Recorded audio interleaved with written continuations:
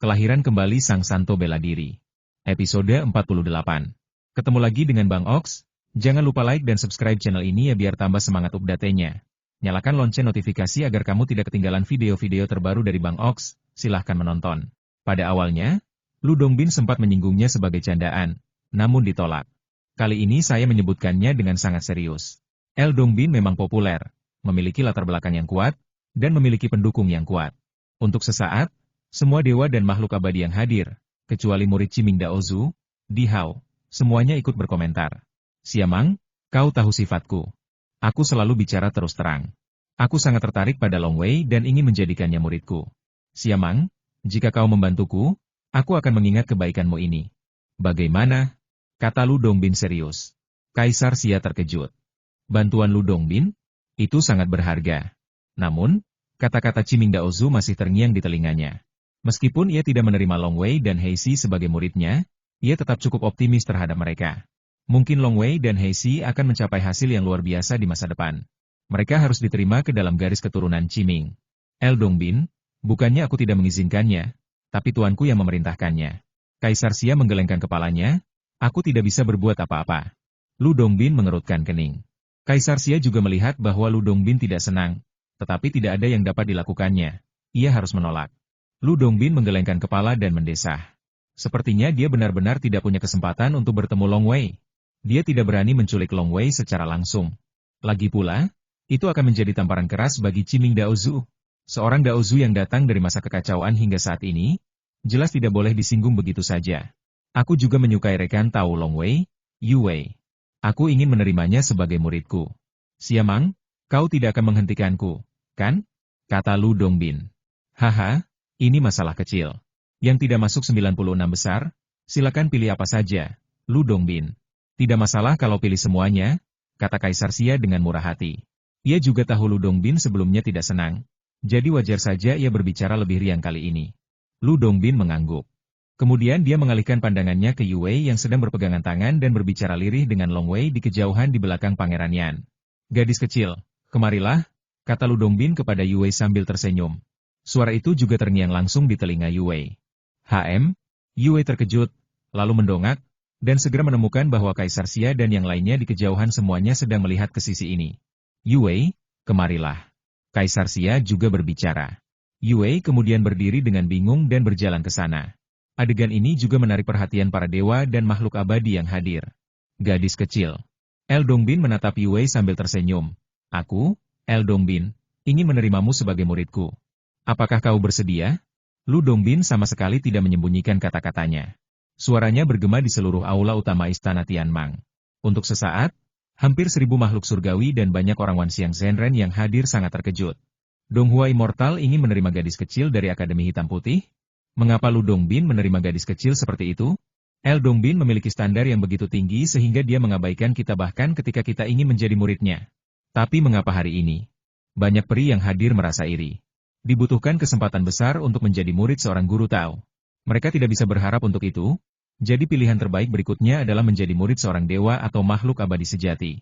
El Dongbin juga menduduki peringkat teratas di antara para dewa dan dewa sejati, dan ia memiliki latar belakang yang hebat, serta pandai melatih murid. Terlebih lagi, El Dongbin adalah pria yang bertemperamen, dan begitu terpilih sebagai murid, ia akan melakukan yang terbaik. Namun, beberapa dewa dan dewa sejati lainnya berfokus pada pengembangan Tao dan tidak peduli dengan murid-murid mereka. Lu Dongbin? Apakah itu Lu Dongbin yang legendaris? Orang-orang Wanxiang Zhenren, seperti Jiuxi Zhenren, Chang Wujiu, Xiang Tianxiao, Xiao Yanxuan dan lainnya semuanya cemburu. Mereka berhasil masuk 96 besar, bahkan ada yang berhasil masuk 12 besar atau 6 besar. Nama Lu Dongbin mungkin sudah dikenal banyak orang awam, bahkan orang biasa. Karena terlalu banyak legenda seperti Hou, Kuafu, dan 8 dewa gua atas, dan Lu Dongbin adalah pemimpin 8 dewa gua atas. Meskipun mereka cemburu, para dewa juga tahu bahwa ini adalah karakter Lu Dongbin. Apakah kamu bersedia? Lu Dongbin bertanya lagi. Yu Wei tertegun, sedikit bingung dengan kejutan mendadak ini. Tentu saja dia bersedia. Siapa yang tidak ingin menjadi murid Lu Dongbin? Ini mungkin pilihan terbaik kedua setelah menjadi murid guru Tao. Tetapi Long Wei dan saya baru saja menjadi pasangan Tao. Apakah kami akan berpisah? Yu Wei berbalik dan menatap Long Wei di kejauhan. Long Wei mengerti pikiran Yu Wei. Meskipun ragu-ragu, Ia juga tahu bahwa Yue juga berbakti pada Tao, jadi ia mengangguk kecil. Jangan ragu meninggalkan kekasihmu. Melihat Yue menoleh ke arah Long Wei, Lu Dongbin berkata, kekasihmu pasti akan menjadi murid Dewa Abadi Sejati, dan pasti akan dibawa oleh Dewa Abadi Sejati untuk membimbingnya selama beberapa waktu. Jadi, meskipun kau tidak menjadikanku gurumu, Long Wei akan segera meninggalkan dunia Xia Agung ini. Yue mengerti. Ia melirik Long Wei dari kejauhan. Long Wei memberi isyarat dengan matanya berulang kali, lalu mengangguk. Bolehkah aku bertanya berapa lama waktu yang dibutuhkan? Yue bertanya dengan gugup. Bisa sesingkat beberapa dekade atau bahkan 100 tahun, kata Lu Dongbin sambil tersenyum, kau tak perlu khawatir. Begitu aku tahu Long Wei telah kembali ke dunia Xia Agung, aku akan segera membiarkanmu kembali dan bertemu kembali dengan kekasihmu. Yue bertanya dengan penuh semangat, bisakah Long Wei juga menjadi muridmu? Dia tahu bahwa Lu Dongbin adalah pendekar pedang yang hebat dan sangat cocok untuk mengajar Long Wei. Aku juga mau. Lu Dongbin menggelengkan kepala dan mendesah. Sayang sekali, Kaisar Xia Agungmu menolak untuk setuju. Sambil berkata demikian, ia melirik Kaisar Xia. Kaisar Xia duduk di samping, hanya tersenyum tetapi tidak mengatakan sepatah kata pun. Jelas, tidak ada ruang untuk negosiasi dalam masalah ini. Yue mengangguk tanpa ragu, lalu berlutut dan berkata dengan hormat, murid memberi salam kepada guru. Hahaha. Lu Dongbin tertawa. Oke. Aku pantas datang ke konferensi takdir pri ini untuk mendapatkan murid sebaik dirimu. Yue, pergilah dan temui kekasihmu lagi. Setelah konferensi takdir pri ini selesai, kita akan meninggalkan dunia Daxia ini. Baik, Tuan. Yue segera kembali ke sisi Long Wei. Yue, selamat. Yu Qixiwei turut berbahagia untuk Yue. Sungguh membahagiakan bahwa rekan Tao sepupunya bisa menjadi murid Lu Dongbin. Long Wei, setelah konferensi takdir abadi ini berakhir dan semua dewa dan dewa sejati pergi, guru juga akan membawaku pergi dari dunia Xia Agung ini. Mata Yue dipenuhi dengan keengganan. Long Wei dengan lembut menggenggam tangan Yue dan berkata, kau dan aku sama-sama mengabdi pada Taoisme. Kesempatan ini sangat sulit didapat.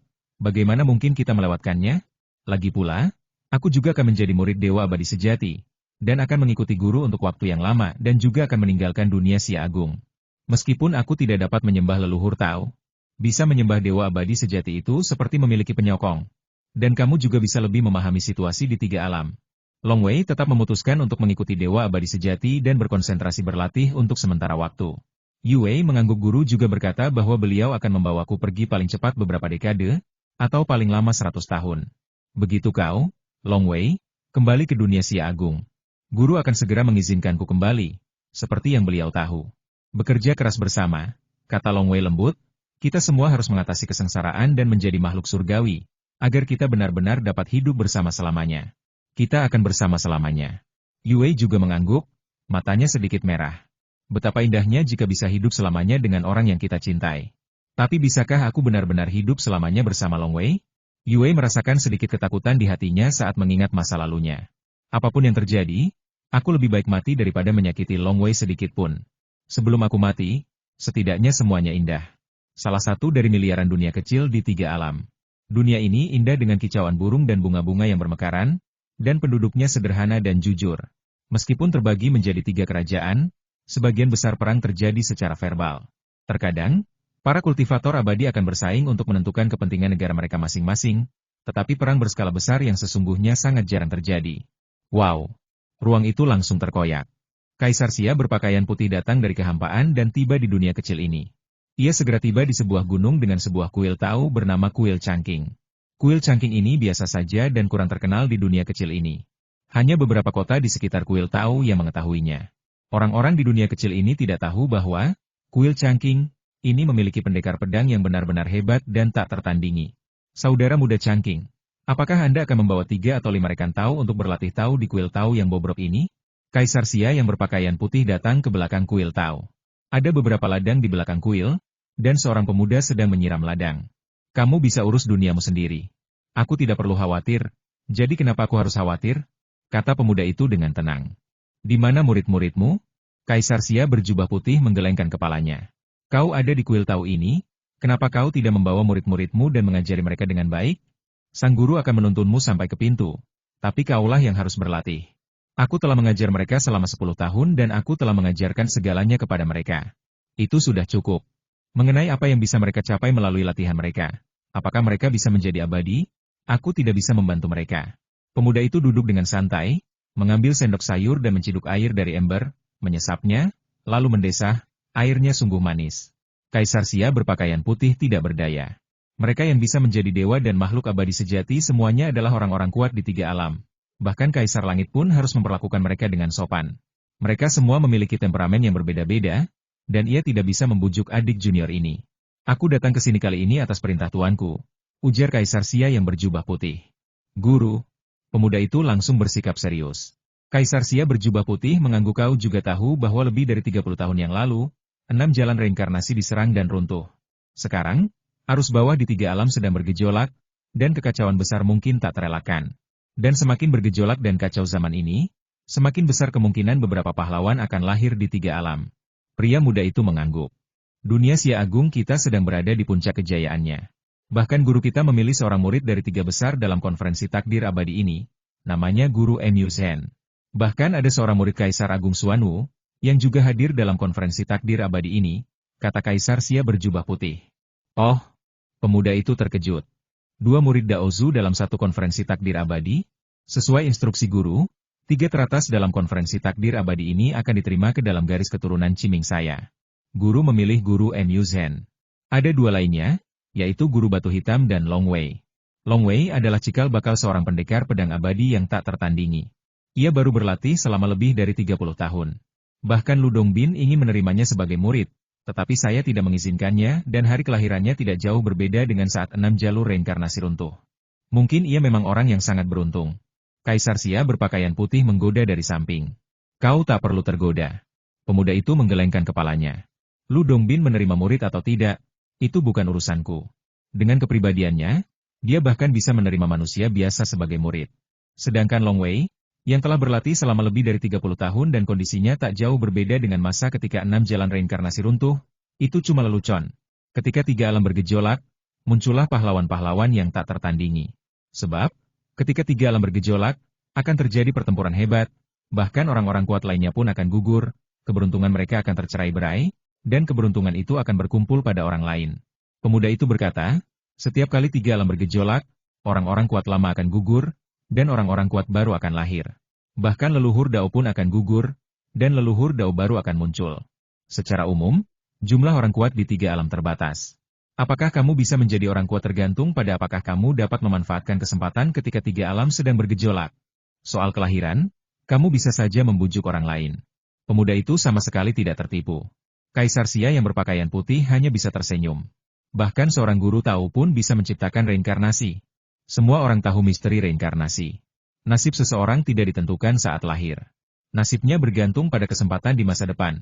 Tidak ada yang mengatakan bahwa saat lahir, Anda ditakdirkan menjadi seorang guru tahu. Tidak ada hal baik seperti itu. Paling-paling, karena berkah dari kehidupan sebelumnya, Anda terlahir kembali dalam keluarga yang baik. Dan, saudaraku, aku tidak mengatakan hal buruk tentangmu. Pemuda itu berkata, memangnya kenapa kalau tiga alam sedang kacau? Tidak masalah kau menerima murid atau tidak. Yang penting dirimu sendiri. Satu-satunya hal yang dapat kita percayai dan kendalikan adalah diri kita sendiri.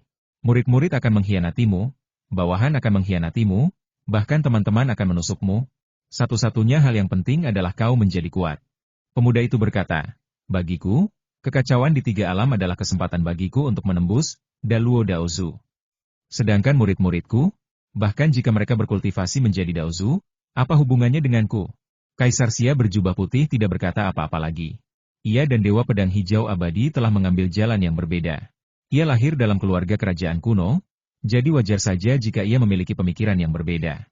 Ia segera mengeluarkan gulungan itu dan berkata, coba lihat. Ada adegan kompetisi Long Wei di dalamnya. Gulungan itu terbuka. Adegan pertempuran muncul satu demi satu. Pedang abadi. Pemuda itu mengangguk dan menyerahkan sebilah pedang hijau kecil kepada Xia Huang yang berpakaian putih. Anak ini memang sangat berbakat. Karena guru telah memerintahkanku, aku akan menerima Long Wei sebagai muridku. Ini tokenku. Kau atur seseorang untuk memberikannya kepada Long Wei. Jika Long Wei bersedia menjadikanku gurunya, biarkan dia menghancurkan token itu dalam 10 hari, dan aku akan pergi mencarinya. Setelah 10 hari, token itu akan otomatis hilang. Apakah seorang guru bersedia menerima seorang murid juga tergantung pada apakah murid tersebut bersedia menjadi muridnya. Lu Dongbin juga perlu bertanya pada Yu Wei apakah dia bersedia. Hal yang sama berlaku untuk Dewa Pedang Hijau Abadi. Jika Long Wei tidak mau, Mengingat kesombongan dewa yang murni, tentu saja ia tidak akan memohon Long Wei untuk menyembahnya. Baiklah. Xia Huang yang berpakaian putih mengambil pedang hijau dan berkata sambil tersenyum. Adik junior, kalau begitu aku tidak akan mengganggu kehidupan santaimu, penguasa kuil Tao. Setelah mengatakan ini, dia menghilang. Konferensi takdir abadi telah berakhir. Di Istana Tianmang, para dewa dan dewa abadi mulai pergi satu persatu. Jarang sekali aku pergi, tapi aku harus kembali lagi. Fu Hai Tianshen membuka mulutnya, dan hidangan lezat di meja langsung masuk ke mulutnya. Lalu ia menyentuh perutnya dan berkata dengan gembira, Siamang, Donghua, semuanya, aku akan membawa adik juniorku pergi dulu. Lalu dia menggenggam tangan lelaki ceroboh itu. Wow! Dia terbang langsung ke kedalaman kehampaan di awan dan menghilang. Murid, saatnya berangkat. Lu Dongbin menatap Yue yang sedang bersama Long Wei di kejauhan. Yue sedang berbicara dengan Long Wei. Mendengar desakan Lu Dongbin, ia merasa semakin enggan untuk pergi dan langsung memeluk Long Wei erat-erat. Long Wei juga memeluk Yue. Ia bisa merasakan hati Yue. Ia adalah seorang wanita yang dingin di luar tetapi hangat di dalam. Setelah mereka menjadi sahabat Tao, ia bisa merasakan panasnya hati Yue. Tunggu aku, kata Yue lembut. Long Wei menempelkan wajahnya ke wajah Yue, merasakan kulit dan suhunya, lalu berbisik, aku akan menunggumu, aku bersumpah. Tidak perlu bersumpah. Yue melepaskan Long Wei, air mata menggenang di matanya. Aku percaya padamu. Lalu Yue berbalik dan berlari ke arah Lu Dongbin. Tuan, maafkan saya karena membuat Anda menunggu lama, kata Yue. Bodoh, idiot. Lu Dongbin menggelengkan kepala dan mendesah. Seketika, awan muncul di bawah kaki mereka berdua, dan mereka terbang cepat menuju kehampaan di atas awan. Ning mendongak. Yue di atas awan juga melihat ke bawah. Keduanya saling memandang, namun tak lama kemudian awan itu menghilang. Kita berpisah kali ini, tapi aku tidak tahu seperti apa jadinya saat kita bertemu lagi di masa depan. Kakak senior Yue dan Long Wei adalah yang paling cocok. Julian melihat sorot mata Long Wei dan Yue saat mereka berpisah. Tatapan itu penuh keengganan. Hubungan di antara mereka lebih dalam daripada hubungan antara Long Wei dan aku. Long Wei dan aku belum pernah sedekat ini di hati kami. Ayo pergi. Biarkan aku pergi juga. Mahastama Prapta Bodhisattva, Dewa Utara dan yang lainnya juga pergi satu demi satu. Saudara muda Mu Chuan, ikutlah denganku menemui guru. Kaisar Xia kemudian pergi bersama guru Mu Chuan. Tiba-tiba, hampir 1000 makhluk surgawi yang hadir mulai pergi satu persatu bersama para pengikut mereka. Long Wei juga pergi bersama Yu Qi Siwei dan Pangeran Yan, dan Julian juga pergi bersama Patriark Dong Yan. Mengikuti perintah Pangeran Qi, 3.600 tim dari berbagai daerah dan wilayah di seluruh dunia di alun-alun kota kekaisaran mulai berangkat dengan tertib. Long Wei bahkan terbang kembali ke tim Kabupaten Anshan. Long Wei. Long Wei. Nomor 1 di konferensi takdir abadi. Tuan Bei Ming. Tim Kabupaten Anshan melihat Long Wei terbang tinggi di langit dan langsung bersorak. Mereka tidak tahu tentang Dao Zu yang menerima murid. Mereka hanya tahu bahwa Long Wei adalah yang pertama dalam konferensi takdir abadi ini. Ini adalah kehormatan tertinggi dan kebanggaan seluruh Kabupaten Anshan. Tuan. Xiao Qing berubah menjadi aliran cahaya dan terbang langsung ke arah Long Wei, lalu melingkari lengannya. Ning Er. Bai Shuize juga terbang ke sisi Long Wei. Xiao Qing, Paman Bai. Hati Long Wei yang tadinya agak sedih karena berpisah sementara dengan Yue, tiba-tiba menghangat. Setidaknya Xiao Qing dan Paman Bai selalu bersamanya. Saudara Long Wei, kau sungguh hebat. Teriak Mu Zishuo penuh semangat. Juara pertama di konferensi takdir abadi, juara pertama. Seluruh dunia Daxia memiliki 3.600 kabupaten, dan pulau-pulau yang tak terhitung jumlahnya di 4 lautan. Kau baru berlatih selama lebih dari 30 tahun dan kau telah memenangkan juara pertama. Kau sungguh luar biasa. Aku sangat mengagumimu sekarang, saudaraku. Selamat, saudara muda Long Wei. Master Chang Jiang dan yang lainnya juga datang. Long Wei. Beishan Bai Wei juga datang. Wajahnya penuh kegembiraan, dan meninju dada Long Wei. Teman baik, ketika kau ingin berpartisipasi dalam konferensi takdir abadi, aku mencoba menghentikanmu. Sepertinya aku meremehkanmu. Kau tidak hanya luar biasa, tetapi kau juga bisa memenangkan tempat pertama di konferensi takdir abadi. Kau sekarang menjadi selebritas sejati di Kabupaten Anshanku, dan kau pasti terkenal di seluruh dinasti Xia Agung. Long Wei hanya tersenyum. Jika konferensi takdir abadi ini hanya sekadar konferensi biasa, maka aku memang patut bergembira. Namun, yang terpenting dari konferensi ini adalah Dao Zu menerima murid. Soal gelar kosong pertama di konferensi takdir abadi, itu tidak terlalu penting. Sayang sekali saya tidak bisa beribadah di bawah Dao Zu. Long Wei, Akademi Hitam Putihku sungguh bangga dengan pencapaian ini. 5 dewa gila berkata dengan lega, Kau dan si ceroboh kecil sama-sama masuk 6 besar, dan kau bahkan menjadi yang pertama. Haha. Akademi Hitam Putihku harus mencatat prestasi ini dengan baik. Sekalipun sejuta tahun kemudian, atau bahkan miliaran tahun kemudian, selama Akademi Hitam Putihku masih ada, aku akan mewariskannya kepada generasi mendatang. Inilah kebanggaan Akademi Hitam Putihku. Di mana kakak tertua? Di mana kakak senior yang ceroboh itu? Dan kakak senior Yu Wei? Di mana kakak senior Yu Wei? Tanya semua orang. Long Wei mengirim pesan kepada Wu Fengxian kakak telah diterima sebagai murid oleh Patriark Tao, Kaisar Xuanwu, dan Yu Wei juga telah diterima sebagai murid oleh Dewa yang murni El Dongbin. Mereka berdua dibawa pergi dan meninggalkan dunia besar ini. Apa? 5 dewa gila terkejut. Kaisar Xuanwu? Lu Dongbin? Lagi pula, dia adalah orang abadi yang paling lama hidup di Akademi Hitam Putih, dan juga pernah berhubungan dengan para dewa, jadi dia memiliki pemahaman samar tentang 3 alam. Mengetahui arti murid Daozu, menerima Yu Wei sebagai muridnya merupakan hal yang sangat penting bagi Akademi Hitam Putih. Aku mengerti. Jangan sebarkan, kata 5 dewa gila. Ya. Long Wei mengangguk. Bagaimana denganmu? Tanya 5 dewa gila melalui transmisi suara. Aku harus menjadi murid dewa yang murni, kata Long Wei. Kaisar Xia memintaku menunggu kabar di ibu kota Xia Raya selama 3 hari ke depan. Ketika konferensi takdir abadi berakhir dan semua dewa dan makhluk abadi sejati pergi, waktu yang lama berlalu. Wow, di atas ibu kota Daxia, jauh di dalam kehampaan.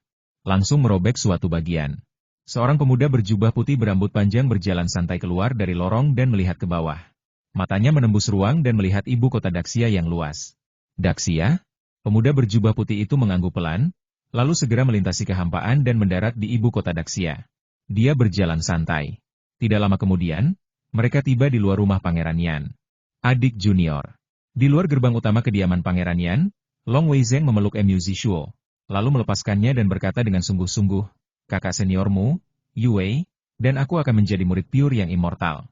Setelah Kaisar Xia memberitahuku, aku yakin aku akan segera mengikuti pure yang immortal dan meninggalkan dunia Xia Agung. Perjalanan ini mungkin akan memakan waktu puluhan tahun atau bahkan ratusan tahun. Kau dan aku, saudara-saudara, akan bertemu lagi setelah bertahun-tahun. Di antara sesama muridnya, Long Wei dan Mu Zishuo memiliki perasaan terdalam. Mereka adalah saudara sejati dalam hidup dan mati. Saudaraku, kau mengikuti dewa yang murni untuk mencapai transendensi dan menjadi dewa surgawi. Ini hal yang baik. Mata Mu Zishuo memerah. Tapi, aku sungguh tak tega meninggalkanmu, saudaraku. Hahaha, kita bersaudara akan bertemu lagi, kata Long Wei. Meskipun kau mengikuti dewa sejati Cunyang, jangan terlalu sombong. Aku, Mu Zishuo, juga akan berlatih dengan sungguh-sungguh. Jangan menunggu sampai nanti. Ketika kau, orang nomor 1 di konferensi takdir abadi, ternyata lebih rendah dariku, Mu Zishuo. Hahaha, itu akan jadi lelucon besar, kata Mu Zishuo sambil tersenyum. Long Wei juga tertawa. Baiklah, aku tidak akan mengantarmu. Saat kau kembali ke dunia Daxia, tolong temui aku, kata Mu Zishuo. Tentu saja, aku pasti akan datang mencarimu. Long Wei mengangguk. Ya. Mu Zishuo segera berbalik dan menunggangi naga hijau di udara. Para siswa Akademi Hitam Putih lainnya telah berpamitan dengan Long Wei di luar kota kekaisaran. Hanya Mu Zishuo, yang memiliki perasaan terdalam terhadap Long Wei, yang menemani Long Wei ke gerbang kediaman Pangeran Yan. Long Wei memperhatikan cukup lama saat rekan seperguruannya yang lebih muda menunggangi naga azur pergi. Kemudian ia berbalik dan membawa Xiao Qing dan Bai Shuize ke kediaman Pangeran Yan. Merayu. Pemuda berjubah putih dan berambut panjang yang sedari tadi diam-diam memperhatikan dari kejauhan menggelengkan kepala dan berkata, sepertinya Long Wei adalah pria yang menghargai persahabatan dan kesetiaan. Lumayan, lumayan. Sambil berbicara, dia terhuyung-huyung menuju istana Pangeran Yan. Ada penjaga yang mengawasi di gerbang utama istana Pangeran Yan, tetapi mereka tampaknya tidak memperhatikan pemuda berjubah putih dan berambut panjang yang berjalan santai ke dalam istana. Ada beberapa trik dalam formasi dan batasan di istana ini. Pangeran Yan ini, yang baru saja menjadi makhluk surgawi, sungguh kuat. Pemuda berjubah putih dan berambut panjang itu berjalan di sepanjang jalan, bertemu dengan para dayang dan prajurit, tetapi tak seorang pun memperhatikannya. Seolah-olah ia adalah ketiadaan, ia tak ada.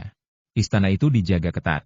Bahkan, terdapat batasan pembentukan yang tidak kalah ketat dari beberapa sekte besar.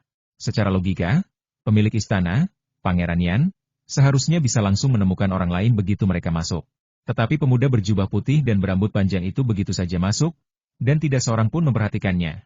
Hua-hua-hua di samping sungai, ada istana peri. Ini adalah kediaman Long Wei. Long Wei ini hanya seorang Wanxiang Zhenren, tapi dia baik-baik saja. Pemuda berjubah putih dan berambut panjang itu berjalan menuju gerbang Istana Abadi lalu memasukinya. Tak satu pun batasan di Istana Abadi yang diaktifkan. Di Istana Abadi, Long Wei, yang baru saja kembali ke istana, sedang duduk dengan tenang di pavilion. Yu Wei mengikuti gurunya, Lu Dongbin, pergi meninggalkan Long Wei dengan banyak kekhawatiran. Long Wei, seseorang telah datang dan memasuki Istana Abadimu. Suara beruang besar berambut kuning itu terngiang di benak Long Wei. Memasuki Istana Abadi? Kenapa aku tidak tahu? Padahal aku pemilik Istana Abadi. Wajah Long Wei berubah. Sangat kuat, aku hanya bisa merasakannya samar-samar, dan aku tidak berani menyelidikinya. Beruang besar berambut kuning itu berkata, orang ini sangat kuat, dia seharusnya setara dengan makhluk abadi sejati atau dewa. Rumah abadimu hanyalah rumah gua biasa dengan senjata ajaib, dan pintu rumah abadi itu terbuka lebar.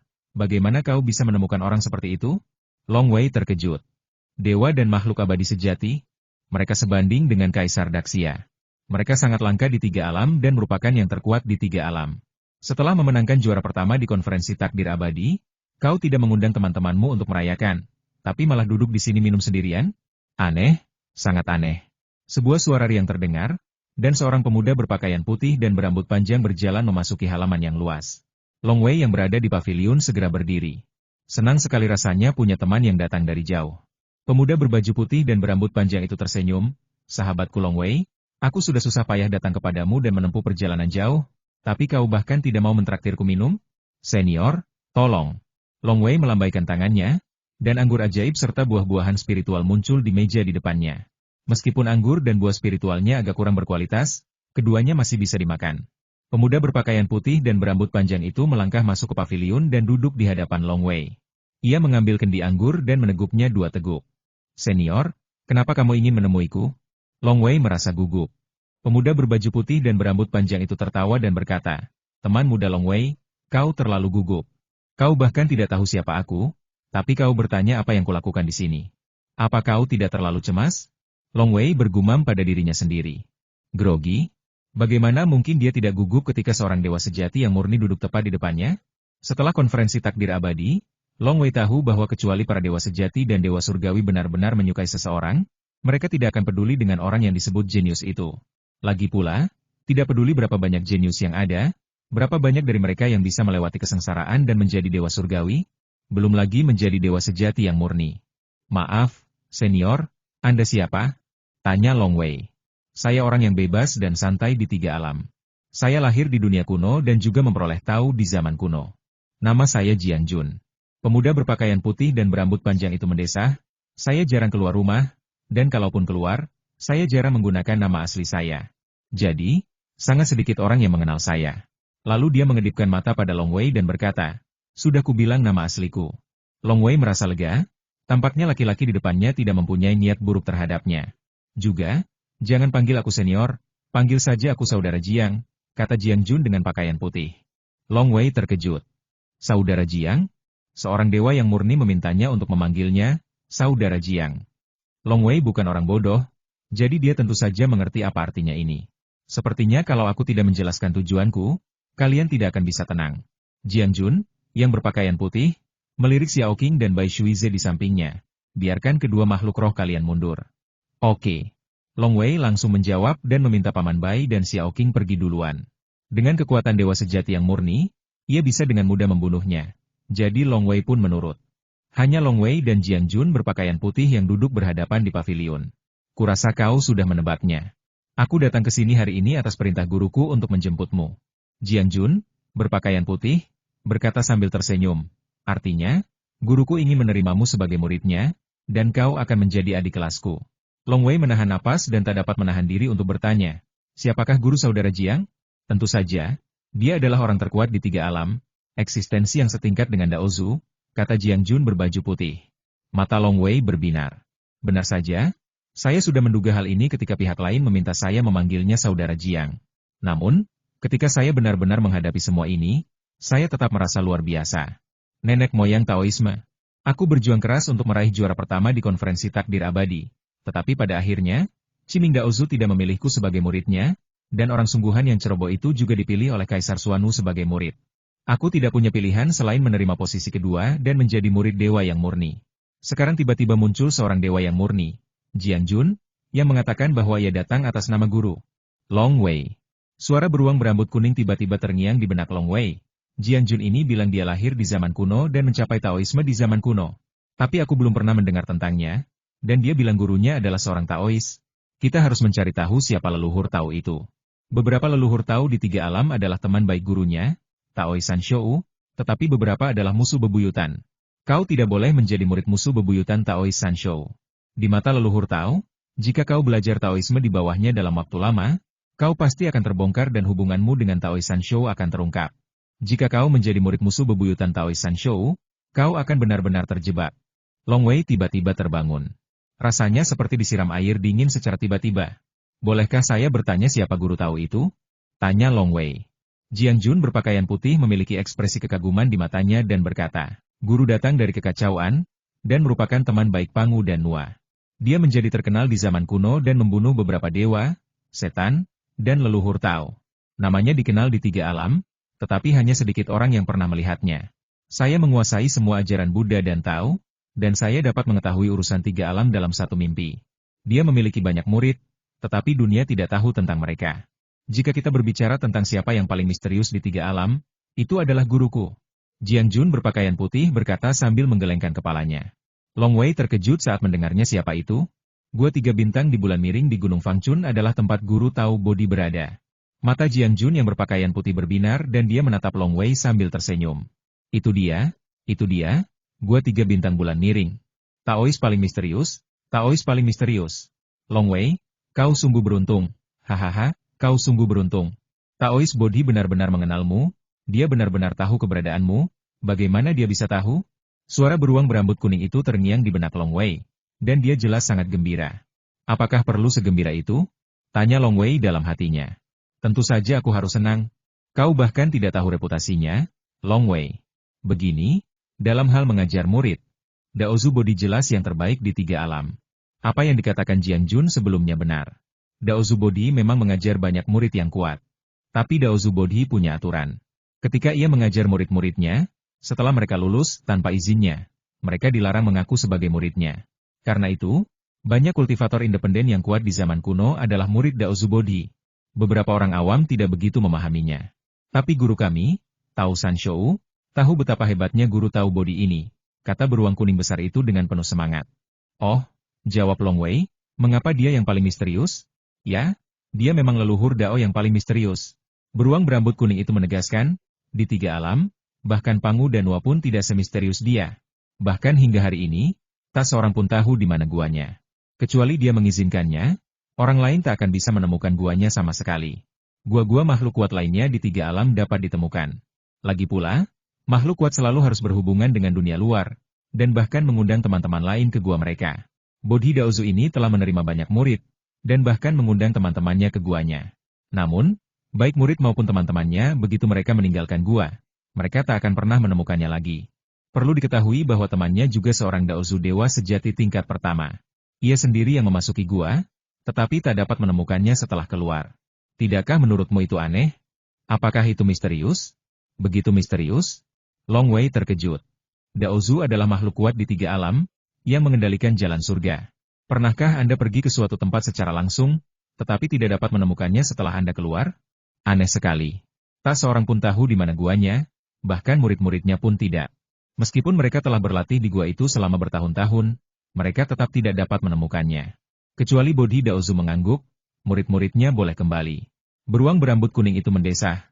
Guruku, Taoi Sanshou, pernah berkata, di seluruh dunia kuno, di antara sekian banyak makhluk kuat, jika kita berbicara tentang kemampuan bertahan hidup, Nua yang terkuat berada di peringkat pertama, diikuti oleh Bodhi Patriarch yang misterius.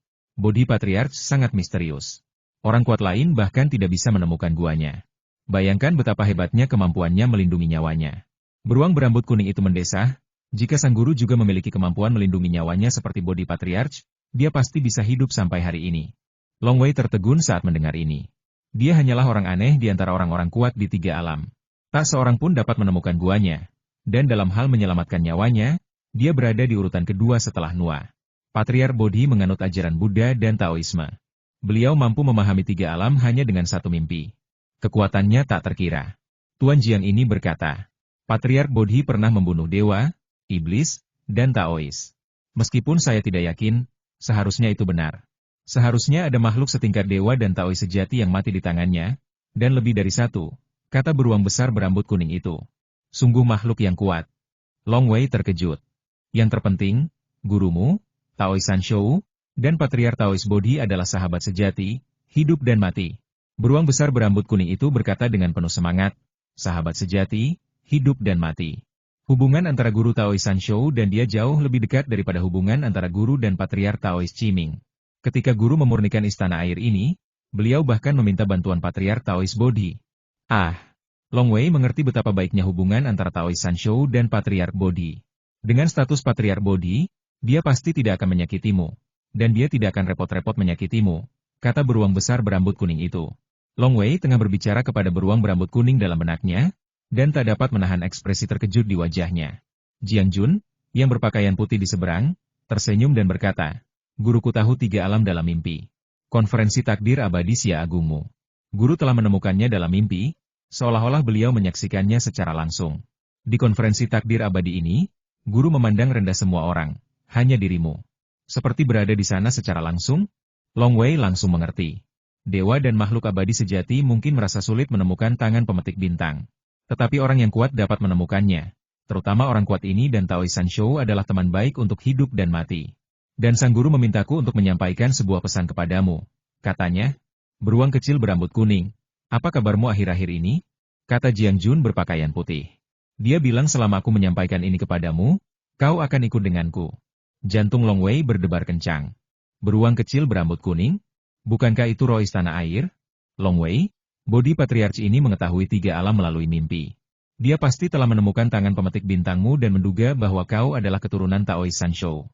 Jadi, dia secara pribadi memerintahkan seseorang untuk membawamu pergi. Suara beruang berambut kuning itu penuh semangat. Cepat pergi. Selama kau pergi menemui Bodhi Patriarch, kau akan tahu bagaimana keadaan gurumu sekarang. Roh istana air ingin tahu apakah tuannya hidup atau mati. Saat Long Wei sedang berbicara dengan Tuan Jiang berpakaian putih, Pangeran Qi telah tiba di rumah Pangeran Yan. Konferensi takdir abadi baru saja berakhir, mengapa kau ada di sini? Tanya Pangeran Yan sambil tersenyum. Tentu saja karena Long Wei. Pangeran Qi tersenyum dan berkata, Yang Mulia pergi menemui Paman Changqing secara langsung. Anda juga tahu temperamen Paman Changqing. Dia tidak suka mengajar murid dan sangat eksentrik. Tapi kali ini atas perintah Daozu, jadi Paman Changqing mengangguk dan memutuskan untuk menerima Long Wei sebagai muridnya. Oh? Paman Changqing adalah seorang pendekar pedang abadi, dan Long Wei juga seorang pendekar pedang abadi alami. Dia memang cocok untuk mengajari Long Wei. Tapi aku khawatir tentang Paman Changqing. Kata Pangeran Yan dengan cemas. Ini bukan sesuatu yang perlu kita khawatirkan. Pangeran Qi menggelengkan kepalanya. Saya mengikuti perintah Yang Mulia untuk mengirimkan token Paman Changqing kepada Long Wei. Sepertinya Long Wei akan menjadi murid Paman Changqing, kata Raja Yan. Karena cucunya, Pangeran yang sebenarnya berharap Long Wei bisa menjadi murid seorang guru yang baik. Namun, satu-satunya dewa pedang tingkat dewa sejati yang murni dalam garis keturunan Qiming Daozu adalah dewa pedang Changqing. Saat mereka berdua mengobrol dan tertawa, mereka telah tiba di gerbang istana abadi Long Wei. Long Wei, panggil Pangeran Yan. Di gerbang istana abadi. Long Wei datang ke pintu untuk menyambut mereka. Melihat mereka berdua di pintu, ia berkata dengan hormat, salam untuk Pangeran Yan dan Pangeran Qi. Long Wei, hal-hal baik akan datang untukmu. Pangeran Yan tertawa. Oh, Long Wei terkejut. Kabar baik? Mungkinkah Kaisar Daxia telah menemukan seorang dewa yang murni untuk menjadi gurunya? Pangeran Qi di sampingnya berkata sambil tersenyum. Yang Mulia pergi menemui rekan seperguruannya yang lebih muda. Pedang abadi-abadi. Pedang abadi-abadi adalah seorang yang murni, dewa sejati, sangat kuat, dan telah sepenuhnya memahami jalan agung, pedang Dao. Beliau adalah seorang pedang abadi dengan reputasi besar di 3 alam. Beliau sangat cocok untuk mengajari Anda. Long Wei mengangguk sedikit. Pedang abadi yang hijau? Long Wei, kata Pangeran yang merendahkan suaranya dan berkata, pedang abadi-abadi ini agak angkuh. Kau harus berhati-hati dan hormat saat berurusan dengannya. Hati Long Wei tergerak. Menghormati guru adalah hal yang seharusnya kita lakukan, dan tak perlu dikatakan lagi. Namun, sebagai makhluk surgawi, Pangeran yang berkata bahwa dewa sejati yang murni, pedang abadi hijau, itu acuh tak acuh. Dan berkata bahwa kita harus menghormati guru. Saya khawatir pedang abadi hijau ini bukan sekadar acuh tak acuh. Untungnya, saya tidak perlu memujanya sebagai guru saya. Kurangi bicara, Pangeran Qi mengerutkan kening. Pangeran yang tersenyum dan tidak mengatakan apa-apa lagi. Long Wei. Raja Qi membalikkan tangannya dan sebuah pedang hijau kecil muncul di tangannya. Ini adalah token pedang abadi hijau. Aku serahkan kepadamu sekarang. Kau hanya perlu menghancurkannya. Dan pedang abadi hijau akan datang mencarimu dan membawamu pergi. Ingat, kau harus menghancurkannya dalam 10 hari. Setelah 10 hari, token ini akan lenyap. Saat itu tiba, dengan amarah pedang abadi hijau, aku khawatir dia tidak akan menerimamu sebagai muridnya. Long Wei segera mengambil token itu. Long Wei mengerti. Aku akan memberimu tokennya, lalu aku akan pergi. Qi Wang Chao. Long Wei tersenyum dan berbalik untuk pergi. Sang pedang abadi-abadi itu pemarah, ingat ini. Bisik Pangeran Yan, juga, sebelum kau pergi bersama gurumu, beritahu Si Wei. Kau tak perlu bicara lagi padaku. Aku hanya berharap kau benar-benar bisa mempelajari beberapa keterampilan kali ini, berhasil mengatasi kesengsaraan di masa depan, dan menjadi seorang abadi yang bebas dan tenang. Long Wei merasakan kekhawatiran Pangeran Yan. Terima kasih, Pangeran Yan. Long Wei akan mengingatnya. Ya. Pangeran Yan segera pergi. Tunggu sebentar. Yuchi Si Wei datang ke rumah abadi Long Wei. Sepupu. Long Wei enggan. Ia memang pergi. Meskipun bukan bersama pedang abadi-abadi, tetapi ia akan bertemu dengan makhluk paling misterius dan berkuasa di 3 alam, Patriark Bodhi. Kali ini, ia takut ia akan pergi selama puluhan tahun atau bahkan ratusan tahun. Kakak. Setelah duduk, Yuchi Si Wei menggenggam tangan Long Wei. Air matanya berlinang, tetapi itu adalah air mata kebahagiaan. Kita sudah bersama selama 2 atau 3 tahun, dan sekarang kita harus berpisah lagi. Tapi jangan bersedih, kakak. Ini kesempatanmu untuk terbang tinggi. Meskipun kau tidak bisa menjadi murid Daozu, tidak buruk juga menjadi murid Chun Yang Sensian. Long Wei benar-benar ingin memberitahu sepupunya bahwa dia mengangkat Patriark Bodhi sebagai gurunya. Tetapi, sebelum pergi menyambut Pangeran Yan dan Pangeran Qi, Tuan Jiang telah mengingatkan mereka. Ingat, jangan beritahu siapapun. Begitu Xia Mangsun tahu dan mencoba menghentikan kalian, atau bahkan melibatkan Daozu Qiming yang menjadi dalangnya, itu akan merepotkan. Sepupu, kau harus menjaga dirimu baik-baik setelah aku meninggalkan dunia Xia Agung. Long Wei mendesak, jangan biarkan dirimu menderita karena kebencianmu terhadap klan Shaoyan. Ketika aku, saudaramu, melewati kesengsaraan dan menjadi makhluk surgawi di masa depan, akan jauh lebih mudah bagiku untuk menghadapi klan Shaoyan. Ya. Yuchi Si Wei mengangguk. Aku mengerti. Aku mengerti. Kakak beradik itu berbincang cukup lama, dan hari sudah mulai gelap, maka Yuchi Si Wei pun pergi. Di dalam rumah abadi. Saudara Jiang, apa yang harus kulakukan dengan token pedang abadi-abadi ini? Long Wei memegang pedang hijau kecil itu. Selama aku menghancurkannya, pedang abadi-abadi akan datang dan membawaku pergi. Jika aku tidak menghancurkannya setelah 10 hari, pedang itu akan lenyap. Serahkan saja padaku. Jiang Jun, yang berpakaian putih, tersenyum dan mengulurkan tangannya. Pedang hijau kecil itu pun melayang ke tangannya. Lagi pula, dunia Xia Agung ini adalah wilayah kekuasaan Patriark Tao Merah Terang. Jiang Jun berpakaian putih berkata sambil tersenyum, jadi kita tidak bisa memaksanya. Untungnya, Dewa yang murni juga bergantung pada kesediaan murid untuk menerimanya sebagai murid. Jika kau tidak menghancurkannya dalam 10 hari, Dewa Pedang Hijau Abadi hanya akan berpikir bahwa kau tidak mau menyembahnya sebagai gurumu dan mereka tidak tahu bahwa kau menyembah Patriark Bodhi sebagai gurumu. Mereka mungkin berpikir kau berkeliaran di luar. Bahkan jika kau menjadi kuat lama kemudian dan mengungkapkan identitas aslimu, dan orang-orang tahu bahwa kau adalah murid Patriark Bodhi, apa pentingnya jika mereka mengetahuinya? Di 3 alam, guruku masih punya harga diri. Long Wei mengangguk. Bagaimana dengan 2 binatang rohku? Kalian juga bisa membawa makhluk roh kalian ke Gua 3 Bintang Bulan Miring, kata Jiang Jun berbaju putih, tapi mereka tidak bisa menyembah guru sebagai tuan mereka. Senang rasanya bisa membawanya. Long Wei mengangguk terkejut. Jika tidak ada yang lain, kita bisa berangkat, kata Jiang Jun berpakaian putih. Ya. Long Wei mengangguk dan segera memanggil, Paman Bai, Xiao Qing. Xiao Qing terbang dari kejauhan dan merangkul lengan Long Wei. Paman Bai juga datang ke sisi Long Wei.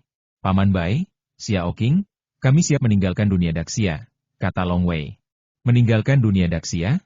Xiao Qing dan Paman Bai sama-sama terkejut. Meninggalkan dunia besar? Kita mau pergi kemana? Tanya Xiao Qing. Long Wei berbalik dan bertanya, Saudara Jiang, di mana Gua 3 Bintang Bulan Miring ini? Gua bulan miring dan 3 bintang, kait miring dan 3 titik. Menurutmu apa kata ini? Tanya Jiang Jun dengan pakaian putihnya sambil tersenyum. Kait miring dengan 3 titik? Kata, hati. Long Wei langsung mengerti. Ya, itu kata, hati. Gua 3 hati di bulan miring adalah Gua Sang Guru. Di 3 alam yang luas, tak seorang pun dapat menemukan Gua Sang Guru. Di sini, kita hanya bisa memikirkannya dan mencarinya di dalam hati kita, kata Jiang Jun dengan pakaian putih. Long Wei tiba-tiba merasa sangat misterius. 3 bintang di bulan miring? Itu memang karakter hati. Cukup menarik bahwa Patriar Bodhi memberi nama guanya sendiri. Patriar Bodhi, gua 3 bintang bulan miring. Long Wei teringat sebuah novel mitologi perjalanan ke barat yang dicatat oleh para leluhur yang pernah ia baca di kehidupan sebelumnya. Perjalanan ke barat adalah novel yang dicatat oleh para leluhur, yang juga mencakup Pang-u, Nua, Patriar Bodhi, dan sebagainya. Tetapi tidak disebutkan tentang 3.000 dunia besar dan miliaran dunia kecil. Long Wei pernah pergi ke dunia bawah dan bereinkarnasi. Kini dia memiliki pemahaman tentang 3 alam. Long Wei mengerti. Setiap dunia memiliki beberapa legenda, seperti beberapa tokoh sakti, Pang-u, Nua, Hoi, Kuafu, dan sebagainya, yang telah lama dibicarakan oleh banyak orang di 3 alam. Novel perjalanan ke barat juga dipengaruhi oleh beberapa kisah mitologi sebelumnya. Misalnya, Pang-u menciptakan dunia dan Nua menciptakan manusia, yang bukan merupakan kisah asli perjalanan ke barat. Faktanya, di dunia Daxia, terdapat juga beberapa dongeng, bahkan beberapa kekuatan magis seperti hukum langit dan bumi dan mata naga lilin direkam dan dirangkum menjadi berbagai cerita. Beberapa cerita benar, beberapa salah. Beberapa nama salah. Mungkin saja ada pembudidaya keabadian di bumi pada zaman dahulu, atau bahkan beberapa makhluk abadi yang bereinkarnasi yang membangkitkan ingatan mereka dan meninggalkan beberapa legenda untuk generasi mendatang. Ada banyak legenda di 3 alam, bahkan novel pun tak terhitung jumlahnya. Tapi, misteri sebenarnya dari 3 alam masih samar bagiku. Meskipun aku bisa membunuh para dewa dan mewarisi warisan Taoi Sanshou yang kuat. Long Wei mendesah diam-diam. Mengapa dunia kuno terpecah menjadi 3.000 dunia besar dan miliaran dunia kecil? Apa yang menyerang 6 jalan reinkarnasi? Misteri. Gua 3 bintang bulan miring adalah gua paling misterius di antara gua-gua makhluk sakti di 3 alam. Meskipun aku telah tinggal di gua 3 bintang bulan miring, aku tidak tahu di mana letaknya. Aku hanya bisa kembali jika guruku membimbingku. Jiang Jun berbaju putih mendesah, ayo kita pergi dan rebut istana abadimu. Ya. Pikiran Long Wei tergerak. Wow. Segera, istana abadi disingkirkan, dan Long Wei berdiri di rerumputan di tepi sungai, dengan Xiao Qing melingkari lengannya, sementara Bai Shuizi mengikutinya. Jiang Jun yang berpakaian putih berkata, kali ini, kita akan pergi selama beberapa dekade. Apakah ada hal lain yang harus kau lakukan? Long Wei menggelengkan kepalanya sedikit. Tidak ada yang tersisa. Aku meninggalkan Kabupaten Anchan karena terpaksa melarikan diri karena Xiaoyan. Saat itu, aku sudah memberitahu Qiuye, kepala klan Long, dan yang lainnya bahwa aku akan pergi untuk waktu yang lama. Yue mengikuti Lu Dongbin untuk belajar Taoisme. Sepupuku, Yu Qixue, juga mengatakan bahwa para murid Akademi Hitam Putih sudah berpamitan sebelumnya. Kalau begitu, ayo kita pergi. Jiang Jun, yang berpakaian putih, segera bergerak, dan awan muncul di bawah kaki mereka berdua. Awan membawa Jiang Jun berbaju putih, Long Wei, dan Bai Shuizi, lalu melesat cepat ke angkasa. Tanpa menimbulkan batasan formasi apapun, mereka telah terbang tinggi ke angkasa. Tak lama kemudian mereka mencapai kekosongan di puncak. Kerak. Jiang Jun yang berbaju putih melambaikan tangannya. Kehampaan yang gelap dan berkelok-kelok di atas terkoyak, meninggalkan lorong dengan cahaya warna-warni yang samar-samar berkelok-kelok di dalamnya. Ayo pergi. Jiang Jun, berbaju putih, melemparkan pedang hijau kecil itu dengan santai, dan pedang itu jatuh langsung dari langit puluhan ribu mil jauhnya dan terbang ke bawah. Kemudian Jiang Jun berbaju putih memimpin Long Wei, Xiao Qing dan Bai Shuizi langsung ke lorong. Wah, tak lama kemudian saluran hampa itu terjembatani dan kembali normal. Long Wei tidak dapat ditemukan lagi di dunia Daxia. 12 hari telah berlalu sejak konferensi takdir abadi. Kaisar Xia sedang duduk bersila di aula samping istana Tianmang, bermeditasi dengan mata tertutup. Kaisar Xia tiba-tiba membuka matanya, menunjukkan ekspresi bingung, apa yang kau lakukan di sini, saudara muda cangking? Tak lama kemudian, seorang pemuda berjalan memasuki aula samping, dan para pelayan serta penjaga tampaknya tidak memperhatikannya sama sekali. Kakak senior, kata Dewa Pedang Hijau. Adik kecil, kenapa kau ada di sini? Tanya Kaisar Xia dengan bingung. Sudah 12 hari, dan token yang kuberikan padamu telah lama lenyap. Chungking Sword Immortal menggelengkan kepalanya. Awalnya aku terlalu malas untuk datang. Lagi pula, Long Wei tidak menghancurkan token itu, dan aku terlalu malas untuk menerimanya sebagai muridku.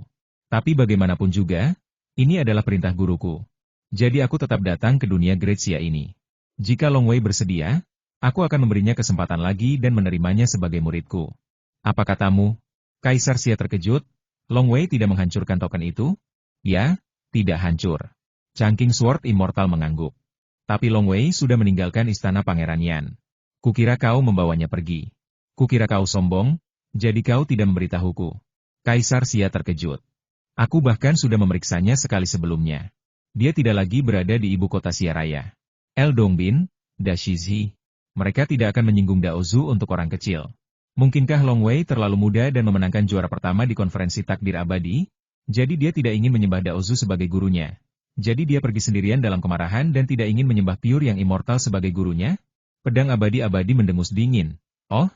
Kau bilang dia sudah meninggalkan ibu kota Daxia? Kalau begitu, kakak senior, aku sudah berusaha sebaik mungkin. Masalah ini tidak ada hubungannya denganku. Setelah mengatakan ini, sang abadi pedang hijau berbalik dan pergi. Segera meninggalkan dunia Daxia. Dia sama sekali tidak peduli pada Long Wei. Dia datang ke sini hanya karena perintah gurunya. Wah! Ada cahaya warna-warni samar yang terdistorsi di lorong hampa yang robek. Jiang Jun, berpakaian putih, membawa Long Wei, Bai Shuize, dan Xiao Qing melewati lorong hampa ini. Hah? Long Wei tiba-tiba tampak terkejut. Sementara Bai Shuize dan Xiao Qing di sampingnya juga tercengang. Karena warna di sekitar lorong hampa ini kadang kala berubah menjadi merah menyala, bagaikan lorong api, dan kadang kala berubah menjadi biru aqua, bagaikan lorong air laut. Aku terbang di lorong hampa ini demi secangkir teh penuh, dan aku masih terbang. Saudara Jiang, tanya Long Wei, kenapa kita begitu lama berada di lorong kehampaan? Apakah biasanya butuh waktu selama ini untuk menembus kehampaan dan mencapai tempat lain? Tidak. Jiang Jun berbaju putih tersenyum dan menggelengkan kepalanya. Biasanya, untuk meninggalkan dunia Xia Agung, seseorang hanya perlu merobek ruang untuk dengan mudah pergi ke kehampaan tak berujung di luar dunia, lalu melakukan teleportasi agung untuk dengan mudah mencapai tempat tertentu. Tapi sekarang kita akan pergi ke Gua 3 Bintang Bulan Miring, milik guru, yang merupakan tempat paling misterius di 3 alam. Cara biasa tidak akan bisa membawa kita ke sana. Oh, Long Wei mengangguk sedikit. Bukan aku yang menjaga lorong hampa ini sekarang, tapi guru kita yang memimpin kita. Jiang Jun berpakaian putih berkata, kita bisa langsung mencapai Gua 3 Bintang Bulan Miring dengan mengikuti lorong hampa ini. Berapa lama waktu yang dibutuhkan? Long Wei menatap lorong kosong di sekitarnya, yang kembali gelap gulita. Lorong hitam itu berkelok ke depan, membuat Long Wei merasa sedikit takut. Dia punya firasat bahwa jika dia tersedot ke dalam ruang berliku itu, dia mungkin akan digantung. Hampir sampai, kata Jiang Jun berpakaian putih sambil tersenyum. Begitu kata-kata itu terucap. Wow! Sebuah dunia kabur muncul di depan lorong kehampaan, dan Jiang Jun berbaju putih, Long Wei dan yang lainnya terbang langsung ke dalamnya. Kita sampai. Jiang Jun, berbaju putih, berdiri di udara dengan ekspresi puas di wajahnya, tersenyum sambil melirik dunia yang kabur di sekitarnya. Ini, apakah ini Gua 3 Bintang Bulan Miring? Long Wei melihat ke bawah dan melihat dunia tanpa akhir dengan kota-kota yang silih berganti. Hanya dengan mata telanjang, dunia itu sangat luas. Jiang Jun berbaju putih berkata ini adalah dunia gua yang dibuka oleh guru kita. Dari segi ukuran, tidak jauh berbeda dengan dunia Xia Agung. Sebanding dengan Daxia, Long Wei, Bai Shuize dan Xiao Qing semuanya mengangguk diam-diam. Long Wei bertanya, apakah ini dunia yang dibuka oleh leluhur sendiri? Konon, orang-orang kuat di 3 alam dapat membuka beberapa dunia kecil, seperti dunia dengan radius puluhan ribu mil. Bisakah dunia seluas dunia Xia Agung dibuka? Haha, dunia kuno itu diciptakan oleh Pangu ketika ia menciptakan langit dan bumi. Jauh lebih besar daripada dunia-dunia besar itu. Jiang Jun, berbaju putih, menggelengkan kepala dan tertawa. Meskipun guru tidak bisa seperti Pangu, ia masih bisa menciptakan dunia gua yang sebanding dengan Daxia. Dunia gua ini sepenuhnya terisolasi dari dunia luar. Dunia gua adalah siklus reinkarnasi. Ada juga dunia bawah kecil di dunia ini, dan hantu dapat terus bereinkarnasi di dunia ini setelah kematian. Jiang Jun berpakaian putih berkata sambil tersenyum. Dunia gua ini sebenarnya adalah dunia Pangu kuno, kecil, yang sama sekali tidak berada di bawah kendali 3 alam. Bahkan orang kuat lainnya pun tidak bisa masuk. Long Wei, Bai Shuize dan Xiao Qing diam-diam terkejut. Tidak terikat oleh 3 alam. Reinkarnasi yang mandiri. Yang Maha Kuasa benar-benar Maha Kuasa. Gunung Fangchun berada di tengah dunia gua ini. Jiang Jun, berbaju putih, menunjuk ke kejauhan. Tepat di sana. Long Wei, Bai Shuize dan Xiao Qing semuanya mendongak. Benar saja, ada sebuah gunung yang mengambang di kejauhan. Berjalan. Jiang Jun, yang berbaju putih, segera membawa Long Wei dan yang lainnya terbang. Gunung terapung itu semakin dekat, dan mereka bahkan bisa melihat beberapa burung bangau dan binatang buas di dalamnya. Wow! Jiang Jun berbaju putih, Long Wei, dan yang lainnya terbang ke pegunungan dan mendarat di jalan pegunungan. Ikuti jalan pegunungan ini dan berjalanlah sampai ke puncak. Dan kau akan menemukan tempat guru kami berlatih Taoisme, kata Jiang Jun berbaju putih, dan Long Wei mengikutinya naik. Jalan pegunungannya terjal, tetapi untungnya ada beberapa lapis anak tangga batu. Setelah berjalan beberapa saat, Jiang Jun, yang berpakaian putih, berbalik dan berjalan di sepanjang jalan setapak yang sering dilalui di sampingnya menuju hutan Long Wei. Ikuti aku untuk menemui kakak tertua dulu. Kakak? Long Wei tampak bingung dan heran saat mengikuti Jiang Jun dengan pakaian putihnya menuju ke kedalaman hutan. Kakak adalah orang pertama yang mengikuti guru. Jadi kamu tidak boleh bersikap tidak sopan, kata Jiang Jun berpakaian putih. Ya. Long Wei mengangguk. Long Wei menggerakkan telinganya dan samar-samar mendengar sebuah suara. 1, 2, 3, 4, 5, 6, 7, 8, 9, 10 kau jatuh. Bersamaan dengan suara keras itu, terdengar bunyi klik dan kemudian dentuman keras. Jiang Jun berbaju putih dan Long Wei berjalan cepat. Mereka sudah berjalan dekat ketika mendengar suara itu dan melihat sebuah pohon besar tumbang. Long Wei samar-samar melihat seorang penebang kayu mengenakan sandal jerami, pakaian kain, dan topi jerami di balik bayangan pohon. Penebang kayu itu berkulit gelap dan sangat sederhana. Jiang Jun berpakaian putih datang dan berkata, "Kakak." "Kakak?" Long Wei terkejut. "Penebang? Kakak?" Penebang kayu di depannya adalah seorang pria biasa, berpakaian biasa saja.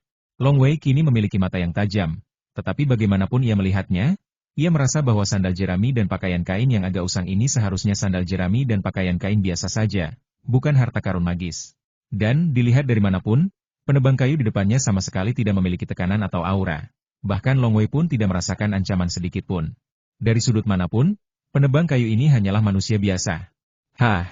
Si penebang kayu meletakkan kapaknya di bahu, menegakkan punggungnya, berbalik, dan berkata sambil tersenyum. "Haha, ini Tuan Jiang, bagaimana Anda bisa sampai ke saya? Aku pergi ke dunia Daxia untuk menjemput adik laki-lakiku atas perintah guruku. Sekembalinya, aku membawanya untuk bertemu kakak laki-lakiku dulu," kata Jiang Jun berpakaian putih. "Adik kecil?" Si penebang kayu menatap Long Wei dan mengamatinya dengan saksama.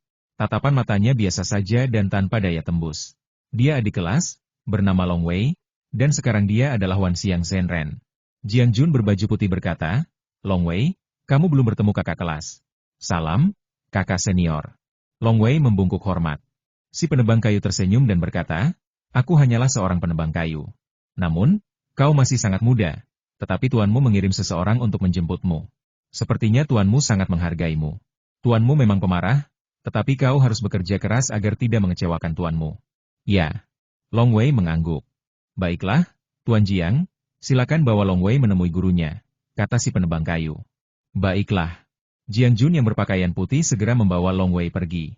Kembali ke jalan pegunungan. Long Wei bingung kakak, dia seharusnya bukan manusia biasa. Ketika saya melihat El Dongbin, Xia Huang, dan yang lainnya, saya dapat dengan jelas melihat keistimewaan mereka. Tentu saja, mungkin juga El Dongbin dan yang lainnya tidak menahan aura mereka. Tapi penebang kayu ini, dari sudut pandang manapun, saya tidak dapat mendeteksi jejak kultivasinya. Bahkan ada kapalan di tangannya dan beberapa helai rambut putih di rambutnya. Tentu saja dia bukan manusia biasa. Jiang Jun berpakaian putih berkata, "Guru memiliki banyak murid dari zaman kuno hingga sekarang, termasuk banyak dewa dan dewa sejati. Tapi dari segi kekuatan, kakak tertua tak diragukan lagi yang terbaik. Dia jauh lebih kuat daripada kita semua." Yang tak terbantahkan pertama, Long Wei terkejut. "Ya?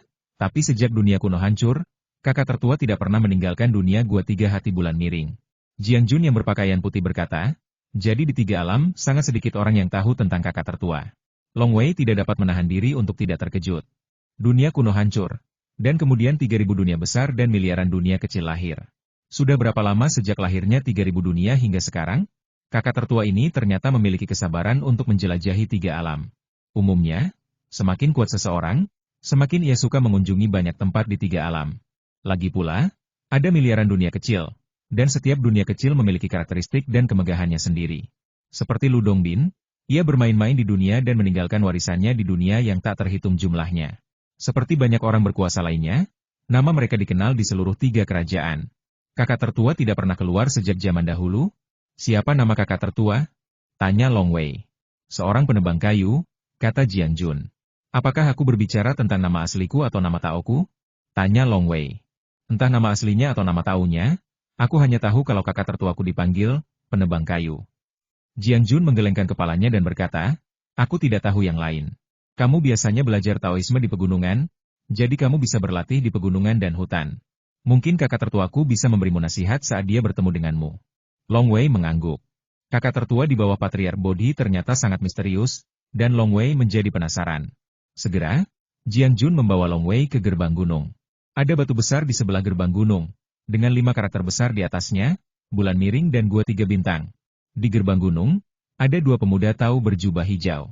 Mereka bisa datang ke Gunung Fangchun menunjukkan bahwa mereka memang jenius luar biasa. Tetapi mereka hanyalah orang biasa di Gunung Fangchun. Mereka sangat senang bisa datang dan menjaga gerbang. Guru besar. Grand Master. Kedua anak Tao itu membungkuk hormat kepada Jiang Jun. Jiang Jun adalah seorang dewa yang murni. Jadi seberapa tinggi statusnya? Jiang Jun mengangguk, lalu langsung masuk bersama Long Wei, Bai Shuize, dan Xiao Qing. Kedua anak Tao itu tentu saja tidak akan menghentikan mereka. Berjalan sepanjang jalan. Pemandangan di dalam gua 3 bintang bulan miring sungguh indah, dengan berbagai macam burung peri dan binatang buas di mana-mana. Mereka semua telah menahan aura mereka. Tetapi meskipun telah menahan diri, Long Wei masih merasakan ancaman yang kuat, yang jelas sangat kuat. Suasana di dalam gua 3 bintang bulan miring terasa sangat damai. Tak satupun burung abadi, binatang buas, atau monster besar menunjukkan tanda-tanda keganasan. Mereka semua tampak berperilaku luar biasa baik. Ketika leluhur mengajar murid-muridnya, beliau tidak peduli dengan latar belakang mereka. Jadi, selain manusia, ada juga banyak monster, bahkan dewa dan iblis yang belajar Taoisme di sini. Jiang Jun berkata sambil tersenyum, leluhur juga memiliki aturan bahwa setiap murid dilarang bertarung di Gunung Fangchun. Begitu seorang murid berani bertindak, leluhur akan segera menekannya dan membuat jiwanya melayang. Siapapun orangnya, bahkan aku sekalipun, aku tak bisa melawan murid-murid itu. Begitu aku bertindak, guru akan langsung membunuhku. Jiang Jun berkata, ini aturan yang sangat ketat, tak seorang pun boleh melanggarnya. Long Wei mengangguk. Pantas saja suasananya damai, ternyata perkelahian dilarang. Leluhur sedang berada di gunung, siapa yang berani macam-macam? Berjalan sepanjang jalan. Di jalan, kita sering mendengar berbagai sebutan seperti Grand Master, Paman Master, dan Grand Master. Jelaslah bahwa Jiang Jun memiliki status yang sangat tinggi. Guru ada di dalam. Jiang Jun menunjuk ke sebuah kuil Tao biasa di depannya. Ada 2 anak Tao di pintu masuk kuil. Paman Master, Master kami sudah memberikan instruksi. Tidak perlu memberitahu siapapun. Bawa saja Long Wei langsung masuk, kata salah satu anak Tao sambil tersenyum. Kedua makhluk roh ini akan menunggu di luar untuk sementara waktu, kata bocah Tao itu lagi. Long Wei mengangguk. Xiao Qing dan Paman Bai juga menunggu dengan tenang dan patuh. Mereka berdua tahu bahwa orang di kuil Tao itu adalah orang yang terkenal dan paling berkuasa di 3 alam. Bodhi Patriarch. Beraninya mereka bertindak gegabah? Ayo pergi. Jiang Jun, berpakaian putih, membawa Long Wei dan memasuki kuil Tao. Paman Bai, guru akan bertemu dengan Patriark Tao. Semuanya terasa seperti mimpi. Mata Xiao Qing penuh dengan kegembiraan. Bai Shuize juga mengangguk pelan. Ia masih syok sampai sekarang. Anak kecil yang dulu berlatih pedang dan memanah ternyata bisa pergi memberi penghormatan kepada Bodhi Patriarch, yang sakti pertemuan-pertemuan dalam hidup sungguh luar biasa. Di dalam kuil Tao, terdapat banyak bantal di ruang terbuka, dan di depan ruang terbuka itu terdapat tangga, di atasnya terdapat sebuah bantal. Di atas bantal tersebut, duduk seorang lelaki tua kurus berambut dan berjanggut putih. Lelaki tua kurus itu mengenakan jubah Tao longgar dan duduk bersila, memancarkan aura yang membuat orang merasa damai dan tenang. Apakah dia Patriark Bodhi? Long Wei tak kuasa menahan rasa gugupnya ketika melihat lelaki tua berambut dan berjanggut putih itu.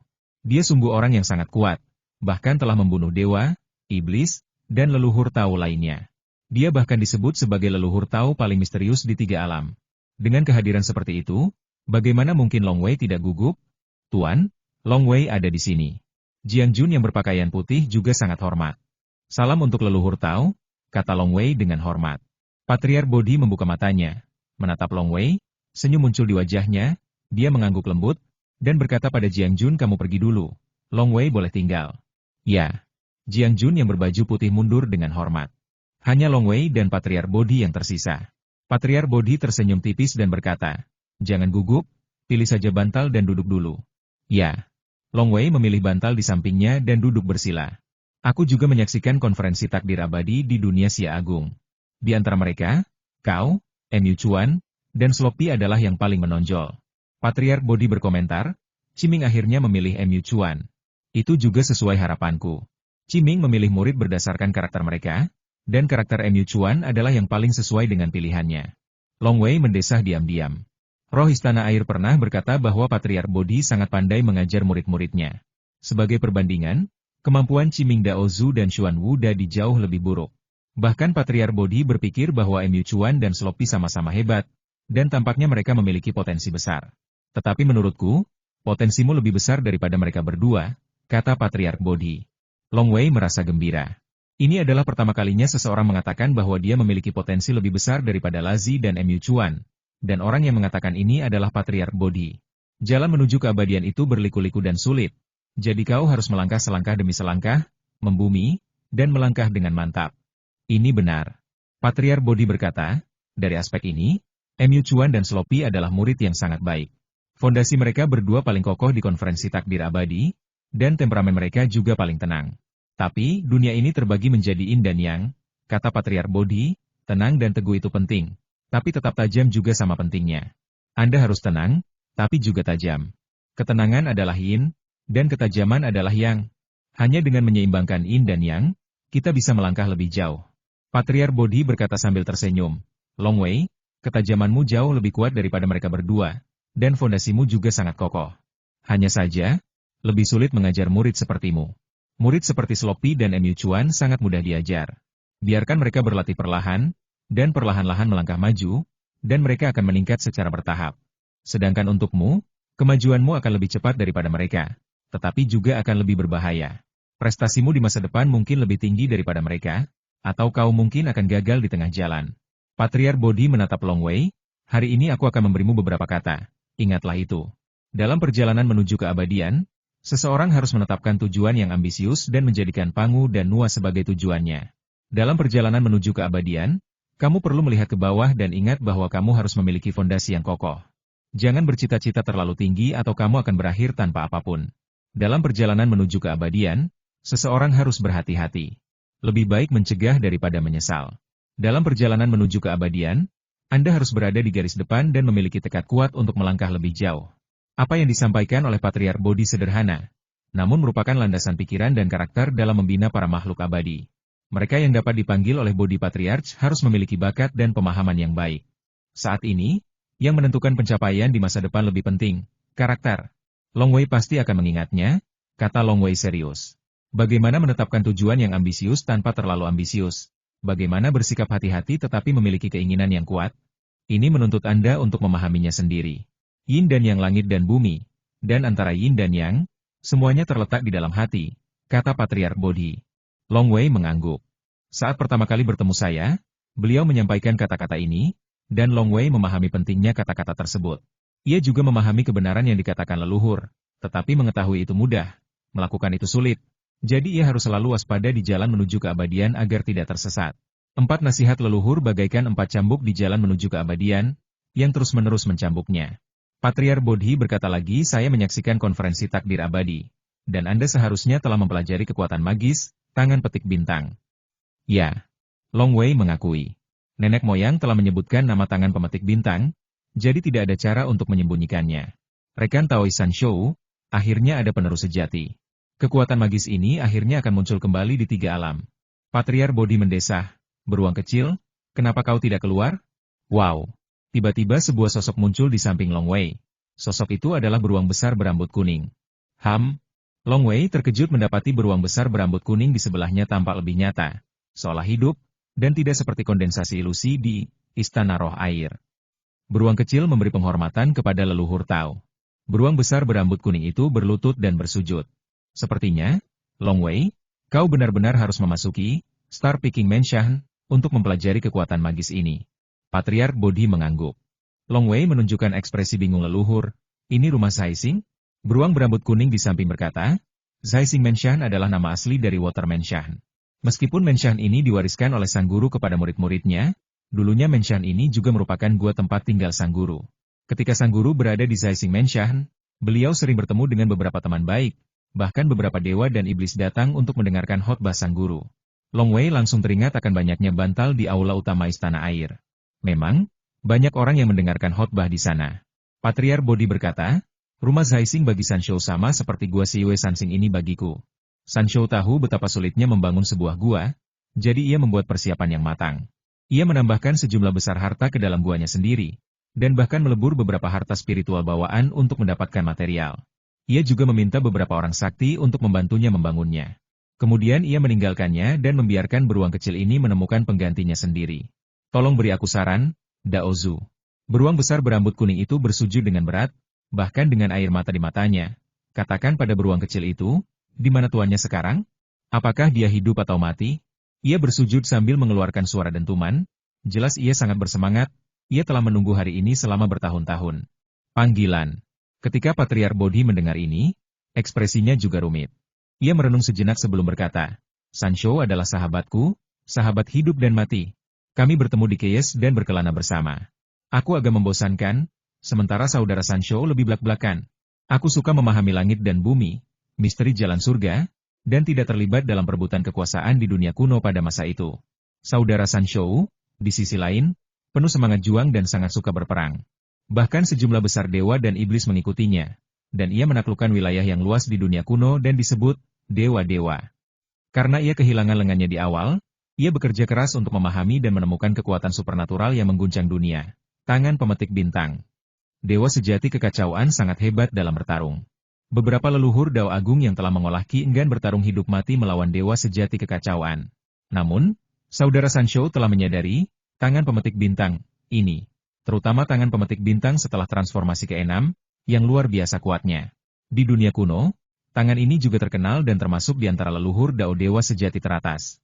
Tatapan Patriark Bodhi samar-samar saat ia berbicara perlahan, hanya saja ia belum sepenuhnya memahami jalan surga, sehingga firasatnya tentang bahaya relatif lemah. Selama bencana besar itu, bencana terbesar sejak Pangu menciptakan dunia, Sanshou bersikeras untuk pergi. Aku mencoba menghentikannya, tetapi ia terlahir dengan tekad yang kuat untuk bertarung dan tidak mau menyerah.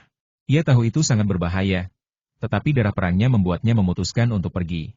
Sebelum pergi, ia tidak ingin tangan pemetik bintangnya hilang, jadi ia meminta bantuan beberapa teman. Ia menambahkan banyak harta ke gua aslinya dan menyempurnakannya, dan akhirnya menciptakan rumah pemetik bintang baru ini untuk diwariskan. Setelah membangun rumah Zaixing yang baru, ketika bencana datang, dia langsung pergi berperang tanpa ragu-ragu. Dalam pertempuran itu, aku mundur. Tatapan mata Patriark Bodhi tampak samar. Hati Long Wei bergetar saat mendengar ini. Apakah Patriark Bodhi mundur? Bencana terbesar sejak Pangu menciptakan dunia? Bencana itu adalah bencana terbesar sejak awal kekacauan. Bencana itu menghancurkan dunia kuno sejak awal, dan banyak sekali orang kuat yang jatuh, serta dewa dan iblis yang mati. Mereka yang lebih kuat dari Sanshou semuanya mati satu persatu. Patriark Bodhi mendesah dan menggelengkan kepalanya. Sungguh tragis. Sanshou adalah orang yang sangat suka berperang, jadi wajar saja jika dia ada di antara mereka. Kekuatan magisnya, tangan pemetik bintang, layak disebut sebagai kekuatan magis terbaik, kekuatan magis yang dipuji oleh Nua. Ketika Sanshou menjadi gila, beberapa dewa, iblis, dan leluhur tahu mati di tangannya. Saya hanya menonton pertempuran dengan satu mimpi tiga alam, dan tidak ikut serta dalam pertempuran itu. Kekuatan magis ini adalah hasil dari semangat juang alami Sanshou, dan ia belajar sedikit dari Pangu dan Nua, dan akhirnya menyadari kekuatan magis yang luar biasa. Dibutuhkan bakat untuk mewujudkan kekuatan magis. Aku telah mewujudkan lebih banyak kekuatan magis daripada Sanshou, tetapi tak satu pun yang dapat menandingi tangan pemetik bintang ini. Patriark Bodhi memandang Long Wei. Kekuatan magis seperti itu diwariskan kepadamu, jangan biarkan itu dilupakan. Long Wei mengangguk berat. Taoi Sanshou juga membunuh beberapa dewa, iblis, dan leluhur Tao dengan bantuan tangan pemetik bintang miliknya. Menurut Patriark Bodhi, kekuatan magis ini jelas sangat mengerikan. Hati beruang besar berambut kuning bergetar ketika mendengar ini Daozu. Tuanku. Long Wei juga menatap Patriark Bodhi. Apakah Taoi Sanshou masih hidup atau sudah mati? Ini sesuatu yang sudah lama ingin saya ketahui. Beruang kecil. Patriark Bodhi menatap beruang besar berambut kuning itu dan mendesah pelan. Jantung beruang berambut kuning itu langsung bergetar, wajahnya berubah, dan dia bersujud dengan berat. Sambil mengeluarkan suara keras, saya ingin meminta Daozu untuk memberitahu saya apakah tuannya masih hidup atau sudah mati. Beruang kecil, sebenarnya kau sudah tahu itu di dalam hatimu, jadi untuk apa repot-repot bertanya lagi? Patriark Bodhi menggelengkan kepalanya. Aku. Beruang besar berambut kuning itu menatap leluhurnya. Dia sudah mati. Dia sudah lama mati. Dia mati dalam bencana itu. Sang leluhur menggelengkan kepalanya. Dengan kepribadian Sanshou, jika dia masih hidup, mengapa dia tidak mencarimu? Dia membiarkanmu berkeliaran di luar selama miliaran tahun. Kau, beruang kecil, jelas sudah menebaknya, tapi kau tak mau mempercayainya. Jepret, jepret, tetesan air mata jatuh ke tanah. Beruang besar berambut kuning yang berlutut di sana gemetar dan merintih kesakitan. Suara ratapan itu membuat Long Wei merasa sedih. Tuan, tuan, tuan. Beruang kuning besar itu mengangkat kepalanya dan berteriak dengan liar. Taoi Sanshou sudah seperti orang tua baginya. Setelah beberapa lama, beruang besar berambut kuning itu berlutut dan berkata, beruang kecil terlalu lancang sebelumnya. Baiklah. Leluhur tua itu memerintahkan, kembalilah ke Zhai Xing Menshan. Kau belum boleh meninggalkan Zhai Xing Menshan. Ya? Jawab beruang berambut kuning itu dengan hormat, lalu menghilang begitu saja dan kembali ke istana air. Meskipun Long Wei terkesan dengan perasaan roh istana air dan Tao Sanshou, ia juga menemukan beberapa keraguan. Karena beruang berambut kuning itu adalah roh istana air, mengapa ia merasa seperti makhluk hidup? Ia bahkan bisa meneteskan air mata. Bahkan leluhurnya berkata bahwa ia tidak bisa meninggalkan istana petik bintang sekarang.